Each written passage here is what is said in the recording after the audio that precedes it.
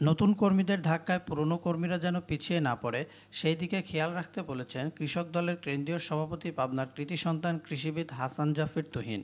দলে এখন অনেক কর্মী আসছে, কিন্তু নতুন এই কর্মীদের ভিড়ে তাদের ধাক্কায় যেন পুরনো কর্মীরা পিছিয়ে না পড়ে সেই দিকে খেয়াল রাখতে হবে বলে নেতাকর্মীদের উদ্দেশ্যে আহ্বান জানিয়েছেন। শনিবার বিকেলে সুধানগর এনএ কলেজ মাঠে এক সমাবেশে এসব কথা বলেন তিনি। ছাত্র জনতার গণহত্যার দায়ে শেখ হাসিনার বিচার ও আন্দোলনে শহীদদের মাগফিরাত কামনায় সমাবেশ ও দোয়ার আয়োজন করে সুধানগর উপজেলা বিএনপি ও এর অঙ্গ সহযোগী সংগঠন। প্রধান অতিথির বক্তব্য হাসান জাফর তুহিন বলেন, নতুন এই কর্মীদের ভিড়ে তাদের ধাক্কায় যেন পুরনো কর্মীরা পিছিয়ে না পড়ে সেই দিকে খেয়াল রাখতে হবে। যে ভারত কখনো আমাদের উন্নতি চায়নি, আমরা একটি সমৃদ্ধি বাংলাদেশ গড়ি, সেই বাংলাদেশ তারা চায়নি। সেই ভারতের অধীনে গত 17.5 বছর বাংলাদেশের সরকার চলেছে। নির্বাচন এলেই সেই দেশের লোক বাংলাদেশে এসে এই ফাসিদ সরকার যাতে ক্ষমতায় থাকে সেই ব্যবস্থা করে। গত 17 বছর বাংলাদেশ হারে হারে টের পেয়েছে।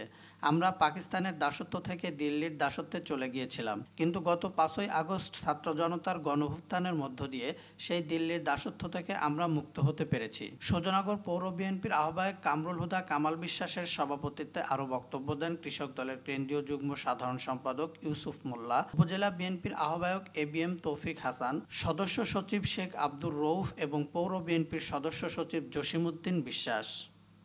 এই নতুন কর্মীদের ধাক্কায় যেন আমার পুরনো কর্মীরা পিছানো হয়, তারা যেন পিছিয়ে না পড়ে, এটি আমার প্রথম অনুরোধ থাকলো আজকের এই সমাবেশের কাছে।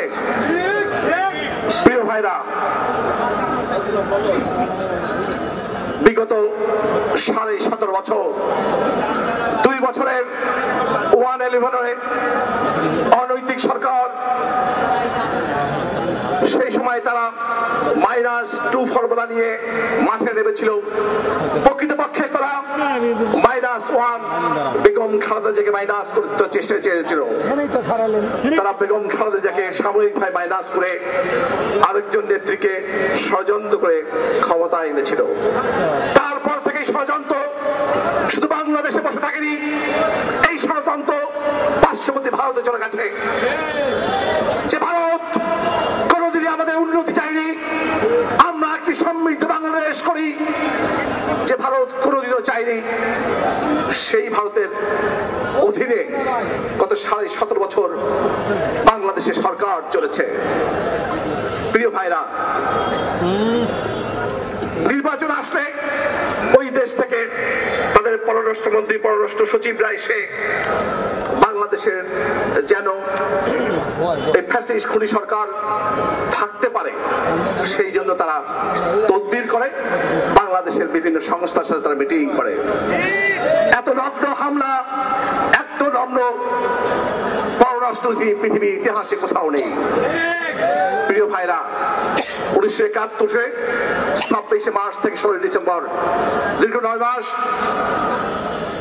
বাংলাদেশের মুক্তিকামী মুক্তিযোদ্ধারা আপামর জনসাধারণের সহযোগিতা নিয়ে বাংলাদেশ থেকে স্বাধীন করেছিল।